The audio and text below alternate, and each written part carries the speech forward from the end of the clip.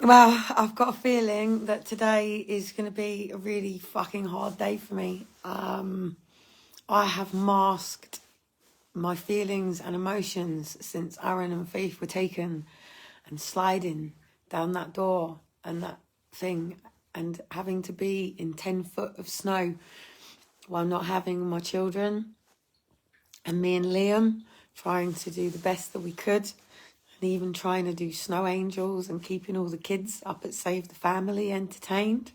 And even though me and Liam were going through what we were going through, we still played out with the kids and did all of that. But 9 years of people battering me from side to side to side.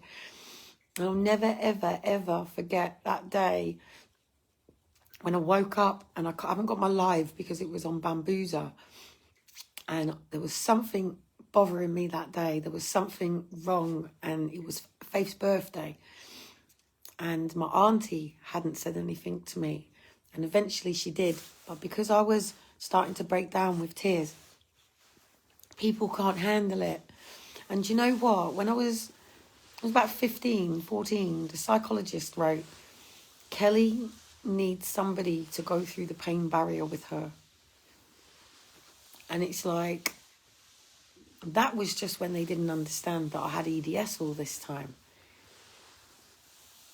But being here in the snow, it's just triggered me off left, right and centre. And even just seeing, I've been and seen some nice places, and even today it's like, do I leave my boys? Do I leave my boys with their dad and go? Today is not a good day. Today is a really hard day. And I tell you what, Wrexham Adoption Agency, if you do not notify me that my children are alive and well, being that I have had a letter every year since this, and that is the only contact I get that says that my kids are alive and trying their best to make a life with their adoptive families. And yes, these letters trigger me off. Yes, they annoy me because they come back with silly little things like they've got a BMX. Well, they had a BMX when they were with me. You know, they're doing this. Well, they were doing that when they were with me. You're only just starting to suss out my children's personality. And then to have lockdown and then no letter all the way through October. And now we're in November and now we're coming to Christmas. And the emails have gone off. And I'm not stopping now until I'm in that courtroom. And I, one, have proved my innocence to everybody. And I hope my family, mate, can take the fucking guilt and shame for abandoning me for 9 years. Not just 9 years, mate. A lot fucking longer than that. And if I see my auntie posting that horrible picture of my son again, who wasn't in my care at that time, that was when I was up at Save the Family. I had just literally done 7 weeks of eviction notice, and my auntie had had Aaron and Faith making pumpkins, as you can see on the photograph, while I was literally preparing moving us into Save the Family. So having my aunties and that posting, and then having my aunties going, oh, there must be about 11, about 13 and whatever. It's like, my auntie Freddie, my auntie Christine made it worse, yeah, because she did turn up on the final day, yeah, in a beer t-shirt. And then she was like, oh, I can take the kids. You wouldn't even fucking help us, Christine, when we were in that situation. You wanted us out your fucking house, mate. You were the one that put us at Save the Family, yes, when I was meant to be in France. Yeah, I had a fucking awesome job doing social media at a fucking ski lodge, mate, and my children all booked in, ready to go. Now, Save the Family was lovely. All I ever try to do every winter is take my kids snowboarding, and it's a very expensive thing to do. Sometimes you just got to find some fucking snow on a hill and do it there instead of a lodge. But I'll get there one day, and one day I will have all of my children with me going snowboarding down a fucking hill, and I'm not going to stop until I see it. And it's going to be traumatizing, and it's going to hurt me, because it is really difficult to focus on something that you really, really, really want, with the chances that it's never going to fucking happen. I don't care whether I'm 50, whether I make it to 60, 70, 80. I am not going to stop until I lay that Christmas, not even just Christmas, everyday table. Now, my children will have their own lives. I get that. And they do. But mum is base. Mum is root. Mum is the certainty.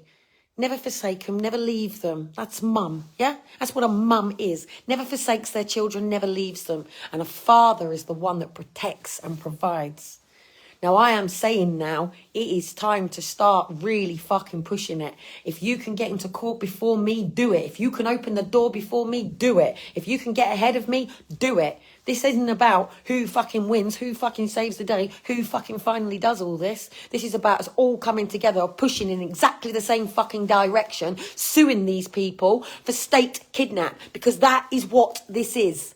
Now, this country, due to Tony's law, is looking at life in prison for any person who causes abuse to a child.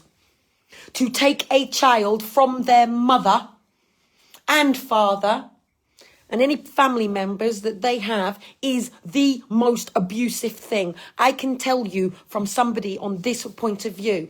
I have been sexually abused as a child, gang raped at the age of 11. I have been through domestic violence. I have lived in a war environment. I have been through death of my grandparents. I have been through divorce of my mother and father, divorce of my father and stepmother, divorce of my mother and stepfather, divorce of my mother and stepfather, my abandonment from my own mother. But I tell you what, there is nothing worse than having my children taken away from me, ever. I could go out on that street and I could get gang raped by 9 fucking men, mate, and it will never cause me the trauma that having my children taken from me has done. I could go out there and be in a car crash, mate, with my fucking limbs all over the place, but it will never be traumatic like my children being taken from me.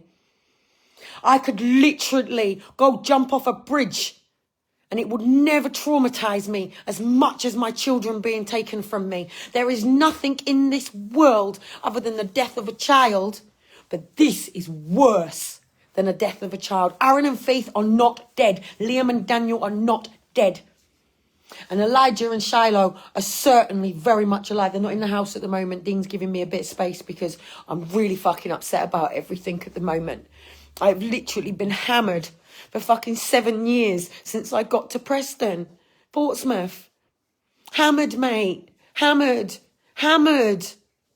I haven't even had the correct medical care other than Nick, the chiropractor. Nick, the chiropractor, mate, is the first person in 43 years to actually physically help me. The only person in 43 years to physically help me when it comes to my body. Everybody else has left me or told me, oh, I don't know what to do. Oh, I miss her with the magic wand. Yeah? Or even, oh, she's faking it. Oh, she's lying. She's an attention seeker. Well, you've been leaving me with subluxations and dislocations, a busted fucking pelvis, twisted freaking knees, a Chiari malformation. Not faking it. Yeah, not faking it. Can't fake this shit, yeah? And then I have to suffer day in, day out, waking up in the morning, not getting up for my kids. And people tell you, get over it. Get over it. You don't get over it. Move on. It's in the past. My children ain't in the past. My son is 12, mate.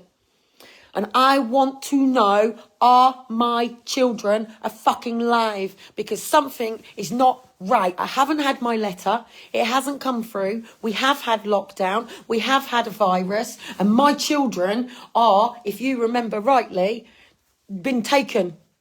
And I don't believe that they are just living a normal fucking life, mate. Because I have nightmares about all sorts of shit to do with all of this stuff. I've been having nightmares for a long time about all of this stuff.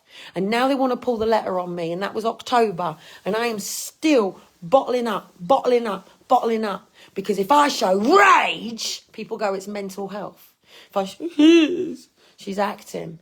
Rage, mate. Rage. I want to fucking storm Wrexham right now. I want to fucking storm that agency right now. I want to send people in that can hack their computers and get my children's medical notes and find out where the fuck my children are right now. Because all I want to know is, are my children alive after the pandemic?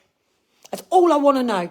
So Northwest Agency, if you can't tell me by tomorrow, mate, this emotion, yeah, is going to cause something that you haven't got any idea. Because once I start working in this power, mate, I move mountains. The Lord moves mountains. So every person who's had their kids taken, mate, get your feelings out, get your emotions out and use it. Channel it.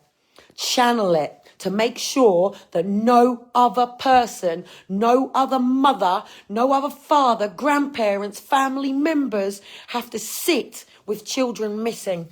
And I will say this again, and I will remind you, why is it that children are being cuffed and removed? Why is it not the parents? Why am I not in prison for child abuse, yet I get treated like a child abuser? Because I didn't do anything wrong. Aaron and Faith were kidnapped from Save the Family, and it was a fucking setup from day one, mate. And I'm going to have every single person for this, do you understand? In my dying breath. And even if it's the day that I die, I think the power of my death will probably bring out a lot of stuff about what I was up to and what I was doing and me being gagged down here. So anyway, I got some bedding to wash. I've got no washing machine in Dean's house at the moment, obviously.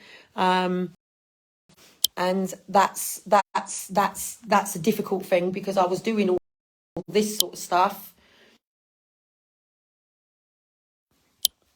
Obviously before, I'm trying not to show too much of Dean's house because me and Dean and living and internet and stuff and privacy is two different things. It's been whatever, but otherwise this emotion gets trapped in here and you have to bottle it up, bottle it up, bottle it up. You all right? Yeah, fake it till you make it. I'm fucking fine. I'm happy as big and shit. Yeah, but underneath, mate, I am dealing with grief every day and fear of what is going on with my children. Where are my children? When I used to get them letters, it used to give me some form of peace of mind because I used to at least know that my children were going to school and they had friends and they were doing all this sort of stuff. And at least I knew my children were alive. Because I remember what David Jenkins said to me on Stolen Children of the UK. He went, Kelly, I don't even know whether my kids are alive. And it's like, hang on a minute, our kids are just with adopters and foster parents. Well, actually, we don't know where our children are. We don't even know that if our children are being taken for adoption or whether they're going to paedophile rings, whether the adopters are genuine. We don't know nothing. We're expected to be in blind faith. Hey, don't worry about it, Aaron and Faith. Have a nice time. I'm sure the adopters will look after you. Have a nice time. Your mum's such a fucking cunt, mate, that, you know, you're better off with all these people. No, they're not. They're better off with their fucking mother. And I'm not stopping, mate. Not stopping. There ain't going to be one day that I don't stop. Not one day. Not one day. Because what is going on is wrong. And no, I'm not going to pack up and go, hey, it's me and Dean and 2 boys. Because I got 6 children. And Dean better sort his shit out, mate. And sort it out with his own children. Because I got 6 children. And I deserve to have all of my children with me. And my man to accept it. If not, I'm fucking back off home, mate. And you can come and see your kids every other weekend. They'll always be here. But that ain't the life that I want. I want a daily routine. So this keeps me in obligatory living every day because every day is a fucking battlefield of the mind. So, Wrexham, you give me that peace of mind and you prove that Aaron and Faith are alive and well, or I'm storming Wrexham, mate. And I will be sending people in and there will be people coming in even if I can't. And now I know that my children could be all right with their father. I'm actually quite happy to maybe use this time to get used to my children being with their father. Safe. And I think it's time that mummy come out to play to deal with the other children because I've just given 5 years, 4 years to keeping Elijah and Shiloh safe. And I done that. And it's been damn hard work. And I've been up against it and I've been telling people, you step away, mate. Even the police coming to my door. Get away from my door now. Who do you think you are coming around bullying me? And it's time we all found our power. It's time we all took our own power back. Because these people are walking all over us. These people are shitting on us, pissing on us. And we're turning around and going, thank you. What am I going to do now? Okay. Bend over, taking up the arse. Yeah. Oh, we want blowjob. Yeah. Stop bending over and taking it up the ass. Stop fucking taking this shit and start standing up for yourselves. Because if you don't, who the fuck's going to stand up for you? Nobody. Even Dean's had to say, nobody. Everybody was pushing him. Leave, yeah? Get your own home. Get away from her. Get away from her. Well, he's gone and done that. And not one of them fucking helped him, mate. Not his mother, not his father. And all they did was try to get him away from me from day one. And not one of them has ever sat down and asked me the fucking truth. Not one of them has ever actually sat with me. Now, just to remind you, Dean's family, you wouldn't even have your rightful Samuel name if it wasn't for me coming into your life, helping you understand how you ended up being a forced adoption family yourself. Now, I have kept 2 little boys safe. I have never had children to take them from Dean. That is not who I am. That is not my character. And I never had my children taken intentionally. They were ripped from me, kidnapped and stolen. And I am taking my family back. I am putting my feet on the devil's head. You ain't having my family. You ain't having my generation. And all of it stops here with me. I am the bloodline of my family. I am the eldest granddaughter and daughter. And my family is now going to start with me. And all this shit that's been going on is going to stop. And it's going to stop. And it's going to stop because I've had enough. I want to be able to go out with all of my children now, going and playing and being in the snow. I should be out there with Elijah and Shiloh right now and Dean having some fun. But I am fucking twisted in pain right now.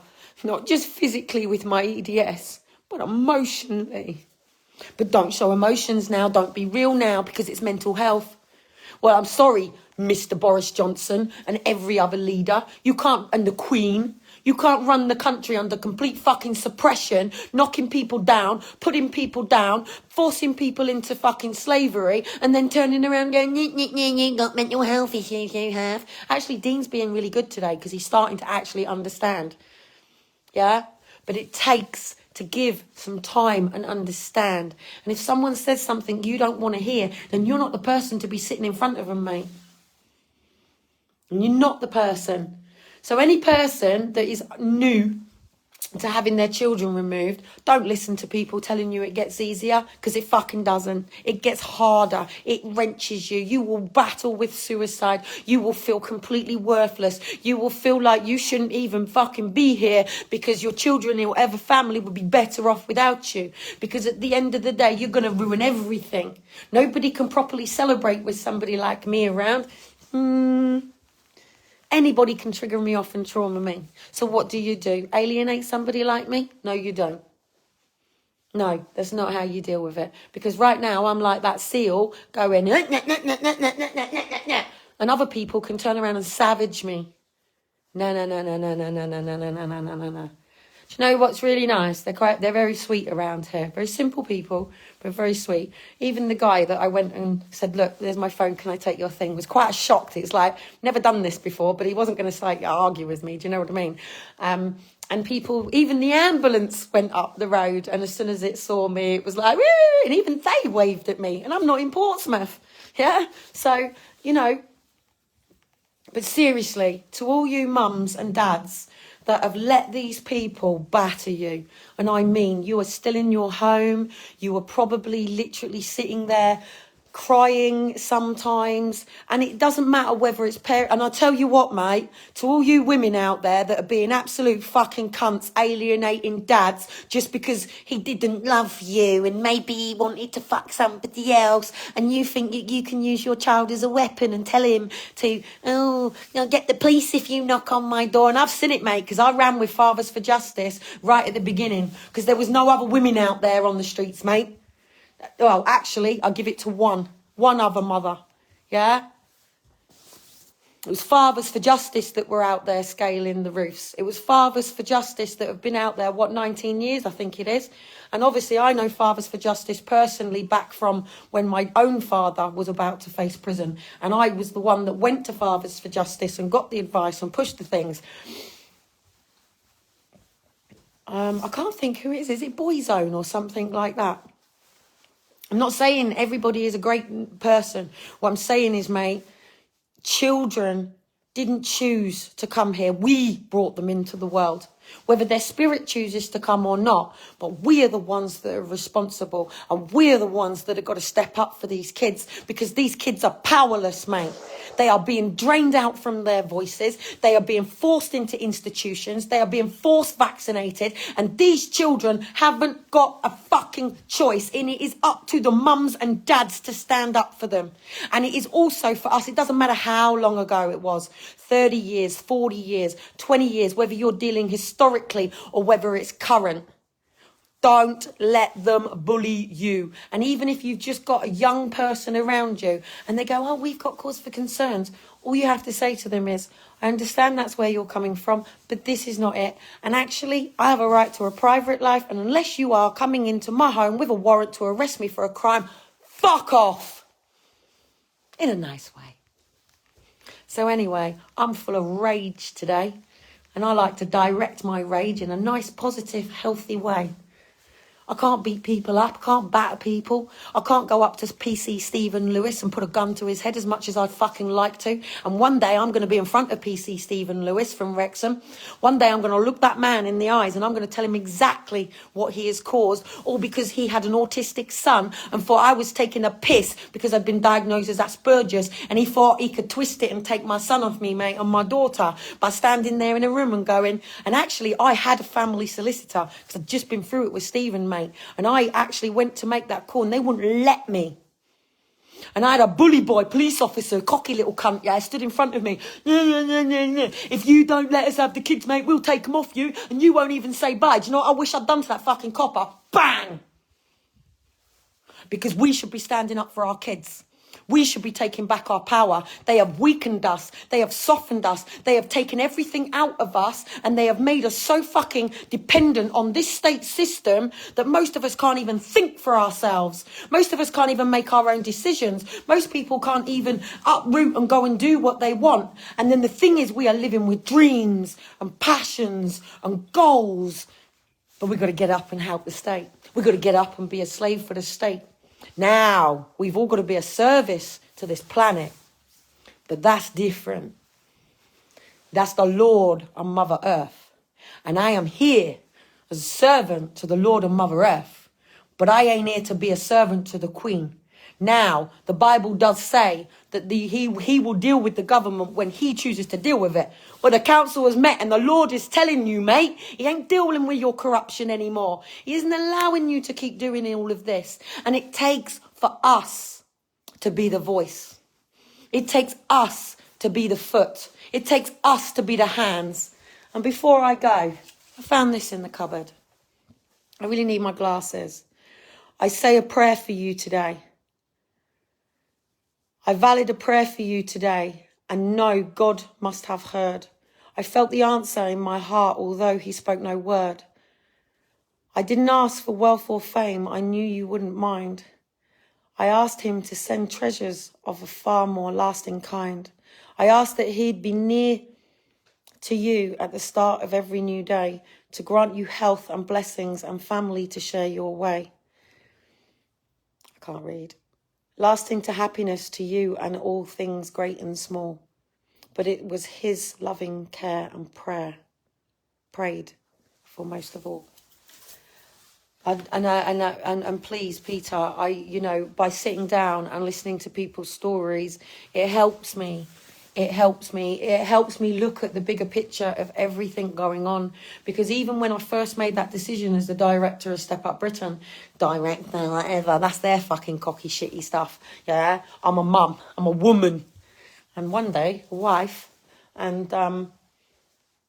we are human beings. It doesn't matter what it goes under. But they're using my Step Up. Have you noticed it all the time? Even Stephen Morgan at the moment.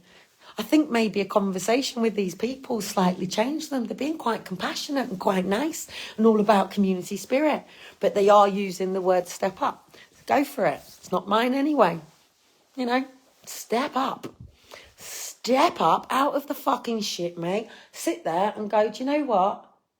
I've never actually taken the time to work out who I am, because we've been run through this fucking education system, ran through into our jobs, that we don't ever get the time to go, wow, what do I find beautiful about the world? What do I love about the world? What is in this world right now that I just want to get really better at and really cool at? I might never do a backflip. But why? What, because somebody says, but you're 43 and you've got EDS, you can't do that now, can you? Just like the barrister said, so Miss Cottam, if you have such a debilitating condition, how did you manage to jump out of a plane? Well, I was strapped to somebody and pushed. Oh, but if mental health is not part of you, then why would you do this for mental health? Well, because my cousin was classed as schizophrenia, who finally didn't beat the battle. Actually, he did beat the battle and decided to go and have one fucking pleb and died on his own vomit. So, you know, we wanted to do something, and it was all a part of this accountability. It was all part of me coming off of disability. First of all, I did the billion step thing. Obviously, I didn't make a billion steps, but it was part of me being able to walk further than I could before and training. Then obviously I went up Snowdon and jumped out of a plane. Yeah, Aaron and Faith, Liam and Daniel were all part of this. They were all part of this. So, women, I know we haven't got any balls, yeah? But come on, get your balls, strap them on, darling, and get out there. And it's time to fight. And I don't mean fight. I mean it's time to say, not tolerate this anymore. Set your boundaries. Know how you wish to be treated by everybody. Don't focus on what you don't want. Focus on what you do want. And every single one of you, I beg you to please write your stories down. And it doesn't matter what it is at the moment. Parent alienation, just use the Forced Adoption Exposed email. So it's mystory@forcedadoptionexposed.co.uk. And literally, just please, your stories matter. And it matters for you to be able to process it as well. And if you feel that you need to cry, that is not weakness. It is not weakness to cry. Stop telling people, don't cry. Because if they need to cry, mate, let them cry rivers. Because these tears is how we heal. It releases all of the toxics out of our body and it comes out through tears. And that's how we get rid of them emotions. But we've been so battered into stop crying. Even mothers with babies, and they'll get stressed. We stop crying, we stop crying. That's how they're expressing it to you. It is an emotion. And we are being turned into robots, feeling emotions. Do not be happy. Do not be sad. Do not express loud over. Yeah? Don't let them turn you into a robot, mate.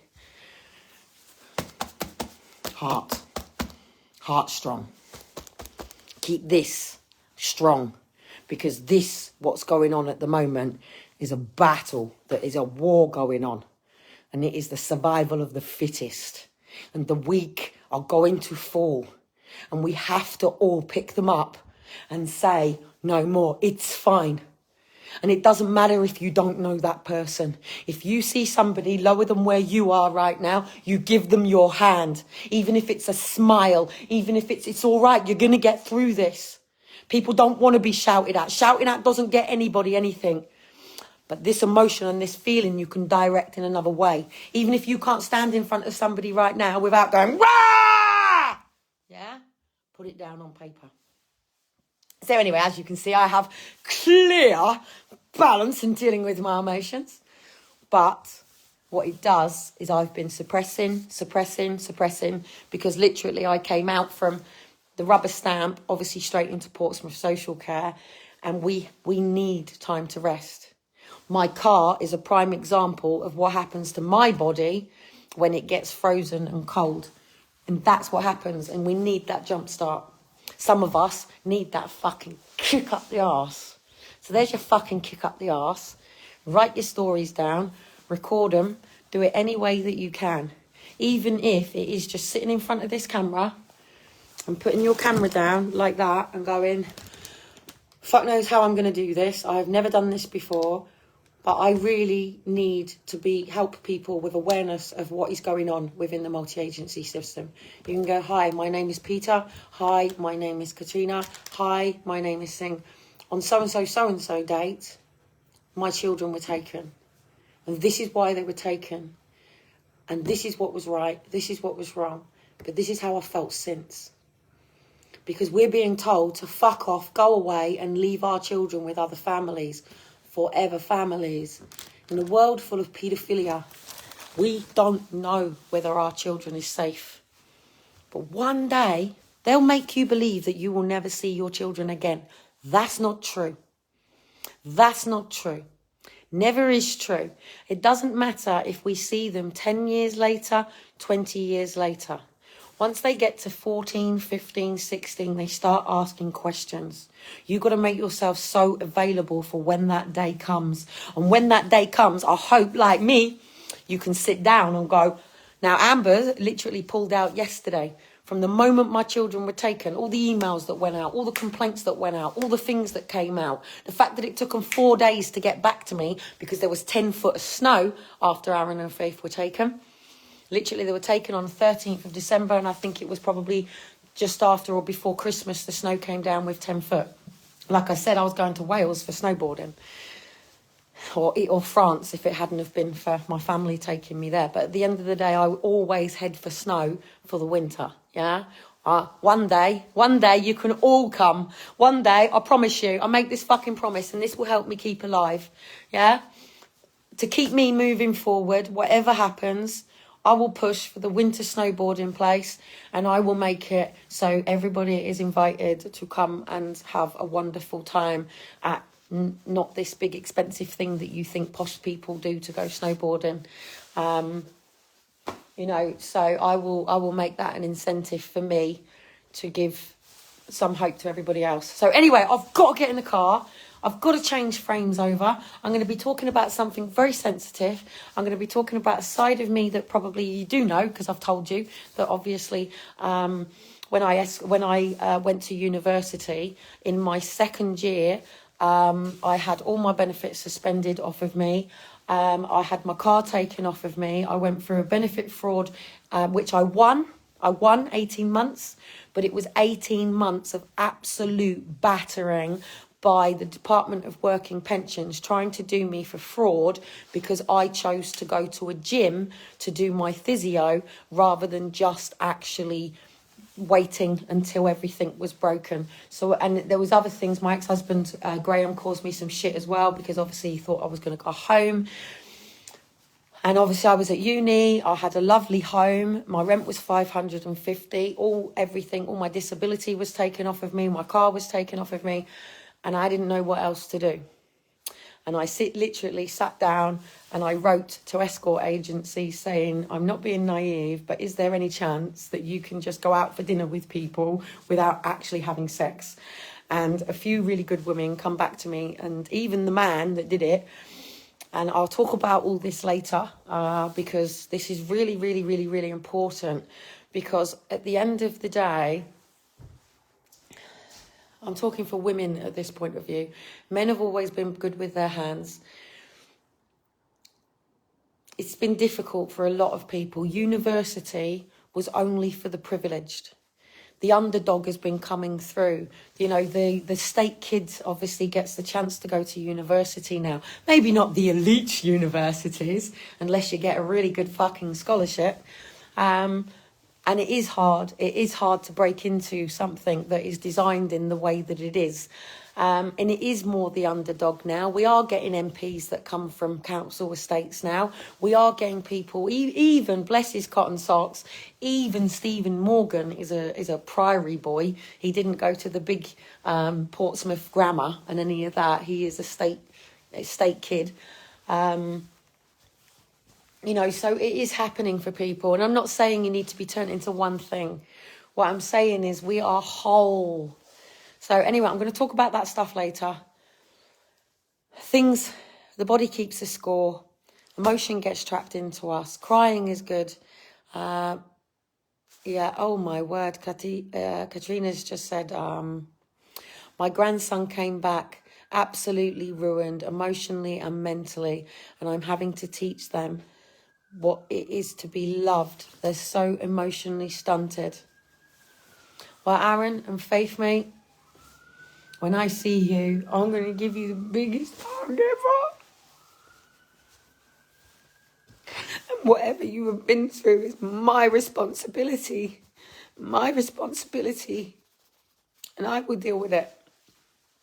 But we'll go snowboarding, we'll go sailing, and we'll do a lot of things. And I'm sure Mummy's book will make sure that we don't ever have to suffer for money ever again. And that's what I've got to work on. I've got to get all of this out of me now and get it all in order, because I'll carry it around in my head every day. Trying to get on with the normal every day. And then everyone can point their fingers and go, oh, you're mad, you're crazy. Nah.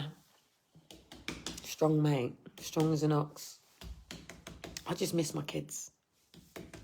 So anyway, if you're catching up on it, if you've been here with me live, and I can please say to anybody who's been with me for 11 years since I first ever popped my head up on a parapet, and even if you came in before Aaron and Faith were taken or after they were taken, and I know people probably go, who the fuck is this nutcase? But for those that have actually enabled and supported me, and I mean, I don't know whether to say people's names. And Lizzie is here, and I'm sorry to sort of out you, but Lizzie, like, hand on heart, like, sweetheart, like, thank you so much for believing in me. Thanks so much for caring and helping this happen this week. I appreciate you all so much. I know I don't always show it, and I can be a bit of an armadillo sometimes, and I have to be. Because when I go out there and do some of the things that I do to get into here, into the police, into the social, I've got to get into here to get into here. Yeah, I've got to plant the seed in here and plant the seed in here. I don't mean to break people's hearts, but I hope that that heart then heals. And I hope that my mess to a message can prevent this from ever happening, so no other mother has to walk into her home and go like that. I actually slipped in my sock then. But that's what I did when Aaron and Faith were taken. And I literally just sat there, like, and then Liam walked in from college. And I just said, they've taken the kids. When he was going, what do you mean they've taken the kids? You know, he ran out, and that police officer, Mr. PC Stephen Lewis, can't threaten to put a bullet to his head, can I? Because I'd have police all over me threatening to kill. But I'll tell you what, I'm going to face that man. I'm going to put him in prison. I'm going to put him in prison for what he's done. I'm going to put them all in prison. And actually what I might then do is, just as they're really shitting themselves, is give them another chance. And tell them, you people want to start looking at the consequences of your actions. You people, as in the social workers and the police officers, you're asking parents to look at the consequences of their actions, but you're refusing to look at yours. And we, the parents, we're going to show you. And we don't care. I don't care, yeah? Even if you're on the streets, mate, and you've become a crackhead, smackhead, fucking pot weed, drinking, whatever, tell me. Tell me that's what it did to you. Tell me why it did that to you.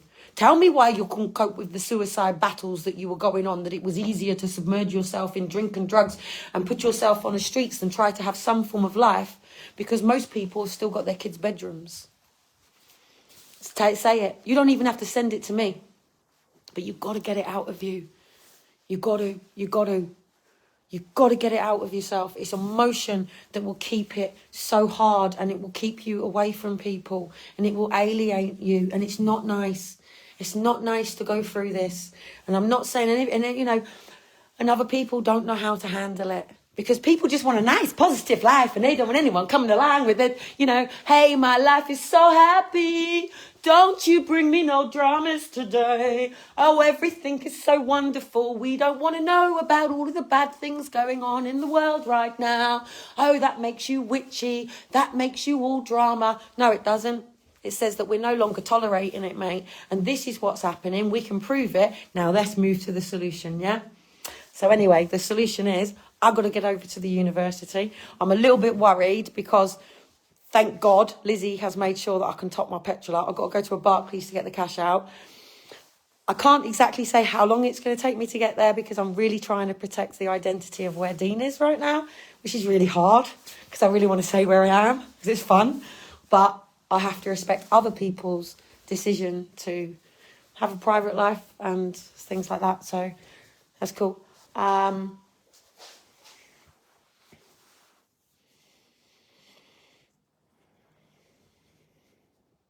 Wow, snow's here, hey? At least 2 kids are out there and enjoying it. I have been told there's no snow in North Wales at the moment. I'm assuming that Aaron and Faith are still over that way, unless, obviously, these people decided to bolt over over the lockdown, or maybe something's happened to my kids and that's why they haven't written to me. But I actually think they've got a legal duty to tell me if my kids have died, dead, been in a car crash, anything. I don't know. I am completely blind, can't see. I don't know. I don't have the information. Anyway, I got to drive. There's no point keeping anger. The anger will just... Anyway, Lord, as hard as it is to do to Stephen Lewis and Cheryl Osborne and all of that, I can't carry the amount of hurt and pain that this takes, and I can't focus. So I give it all to you. I give it to you. It's hard for me to forgive these people because I don't know if they know what they do. They might actually know what they do. But at the end of the day, I can't carry this burden anymore. It's too hard. It's too painful. And I give it up to him. Let him deal with it. He sees everything, mate. He sees it all.